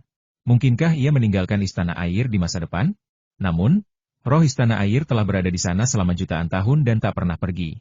Kalaupun bisa pergi, kemungkinan besar akan butuh waktu yang sangat lama. Long Wei. Leluhur tua itu menatap Long Wei. Sanshou sudah meninggal. Aku akan mengajarimu Taoisme atas namanya. Apakah kau bersedia menerimaku sebagai gurumu? Long Wei segera berlutut dan berkata, murid memberi salam kepada guru. Leluhur tua itu tersenyum dan berkata, mulai hari ini, kau akan menjadi muridku yang terkenal. Setelah kau melewati masa kesengsaraan dan menjadi makhluk surgawi, kau akan menjadi murid pribadiku. Ya. Long Wei menjawab dengan hormat. Hanya ada 2 aturan di sekolahku. 1. Jangan membangkang. 2. Tanpa izinku, kau tak boleh mengaku sebagai gurumu di luar sana. Sang leluhur berkata, jika kau tak patuh, setidaknya aku akan membunuhmu dan membuat ingatanmu mengaburkan reinkarnasimu. Paling buruk, aku akan membuat jiwamu melayang. Dan paling buruk, biarkan jiwamu menderita rasa sakit terbakar dalam api sejati selamanya. Long Wei berkata dengan hormat. Murid mengerti. Kapan murid ini bisa mengaku sebagai murid leluhur? Tanya Long Wei. Ketika kesempatan itu tiba, kamu pasti bisa. Sang leluhur tersenyum, jika kamu bisa menyamai kemampuan kakakmu, kamu juga bisa berbicara dengan bebas di luar. Long Wei bergumam pada dirinya sendiri. Kakak, dia yang terbaik di antara semua murid. Bahkan murid seperti Bai Yi Jiangjun pun merasa lebih rendah darinya. Tidak mudah untuk menyamai kekuatan kakak tertua. Soal apakah kamu akan berbuat baik atau jahat di masa depan, aku tidak akan ikut campur. Asal kamu mengikuti kata hatimu, kata sang leluhur. Ya, jawab Long Wei. Majulah dan berdiri di hadapanku, perintah sang leluhur.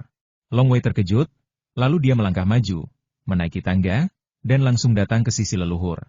Tiba-tiba saja, leluhur tua itu tiba-tiba menunjuk dahi Long Wei dengan jarinya.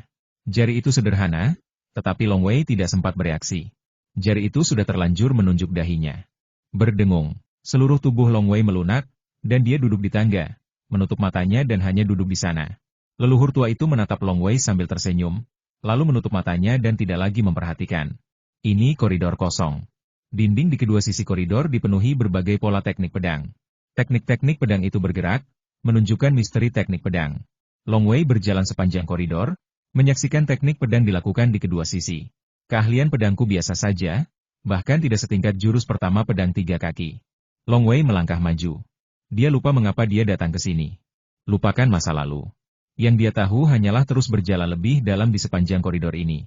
Teknik pedang di dinding koridor 2 lantai terus berubah, dan bahkan terlepas dari dinding koridor dan mengepung Long Wei, membuat Long Wei merasakan misteri tak berujung. Di sini, kekuatan gaya kedua pedang 3 kaki sudah ada. Long Wei terus berjalan. Setelah berjalan entah berapa lama, koridor itu seolah menampilkan semua teknik pedang dalam Sword Dao dengan sangat detail di hadapan Long Wei. Awalnya, Long Wei berpikir ia sudah cukup menguasai teknik pedang, tetapi kini ia menyadari bahwa pemahamannya kurang detail. Entah itu teknik pedang yang jahat, mendominasi, arogan, kesepian, atau ganas, semua jenis teknik pedang ditampilkan. Ini sudah level gaya ketiga pedang 3 kaki. Aku tidak tahu berapa lama aku berjalan. Ini sudah mencapai level jurus ke-7 pedang 3 kaki. Long Wei terus melangkah maju. Ia terus menyerap banyak misteri teknik pedang. Fondasi Long Wei semakin kokoh. Meskipun ia telah mencapai level jurus ke-7, pemahamannya tentang jalan pedang kini jauh lebih tinggi. Waktu telah lama berlalu. Ini sudah level ke-8 pedang 3 kaki. Long Wei merasakan kesulitan dan usaha yang luar biasa. Teknik pedang yang tak terhitung jumlahnya di sekitarnya terus-menerus mengirimkan berbagai misteri kepada Long Wei. Long Wei terus menyerap. Dia juga berjalan lebih lambat di koridor. Tingkat gaya ke-9 dari pedang 3 kaki. Teknik pedangnya semakin tak terduga. Setiap teknik pedang di sekitarnya dapat dibandingkan dengan gaya ke-9 pedang 3 kaki. Ada banyak sekali teknik pedang di sekitarnya. Meskipun Long Wei tidak dapat sepenuhnya memahaminya, misteri mendasar dari teknik pedang ini tertanam kuat di jiwanya. Jika kita terus bergerak maju, itu akan jauh melampaui pedang 3 kaki. Jika ada sekul pedang 3 kaki, teknik pedang selanjutnya akan sepenuhnya sebanding dengan gaya ke-10 dan ke-11 pedang 3 kaki. Long Wei tenggelam dalam lautan pedang, berjalan di koridor, pikirannya dipenuhi dengan teknik pedang yang tak terhitung jumlahnya, dan teknik pedang yang semakin mendalam melintas di benaknya. Meskipun ia tidak memahaminya, pembaptisan teknik pedang yang tak terhitung jumlahnya membuat Long Wei sangat akrab dengan misteri-misteri ini. Untuk waktu yang sangat lama. Sepertinya ribuan tahun telah berlalu sebelum Long Wei akhirnya melihat ujung lorong itu, yang merupakan hamparan cahaya pedang yang sangat besar. Long Wei tidak tahu mengapa ia berjalan mendekat, juga tidak tahu apakah ia harus berhenti. Begitu saja, ia berjalan ke ujung koridor dan tubuhnya memasuki cahaya pedang raksasa itu. Ledakan, misteri yang luas dan tak berujung menyerbu ke dalam hatiku. Long Wei dapat sepenuhnya merasakan luasnya dan misteri pedang. Berbagai teknik pedang yang telah dilihatnya di koridor juga terlintas di benaknya, mendekatkan hatinya pada pedang. Long Wei bergidik dan membuka matanya. Baru kemudian ia menyadari bahwa ia sedang duduk di tangga. Di atas bantal di tangga, duduklah seorang leluhur tua yang mengenakan jubah tau longgar. Leluhur tua itu membuka matanya dan menatap Long Wei sambil tersenyum. Ini. Long Wei melihat sekelilingnya dan semuanya terasa tidak nyata. Setelah sekian lama, kenangan puluhan tahun yang tersimpan dalam benaknya telah pulih sepenuhnya, dan misteri teknik pedang yang tak terhitung jumlahnya telah ditekan oleh Long Wei jauh ke dalam jiwanya. Tuan, aku. Long Wei menatap leluhur tua itu dengan gugup. Ia merasa seolah telah melewati ribuan tahun. Bahkan ingatannya tentang beberapa dekade yang lalu pun butuh waktu untuk pulih. Ada apa denganmu? Kau baru saja tertidur? Kata leluhur tua itu sambil tersenyum. Guru, berapa lama saya harus tidur? Tanya Long Wei. Itu hanya saat membakar dupa, kata leluhur tua itu.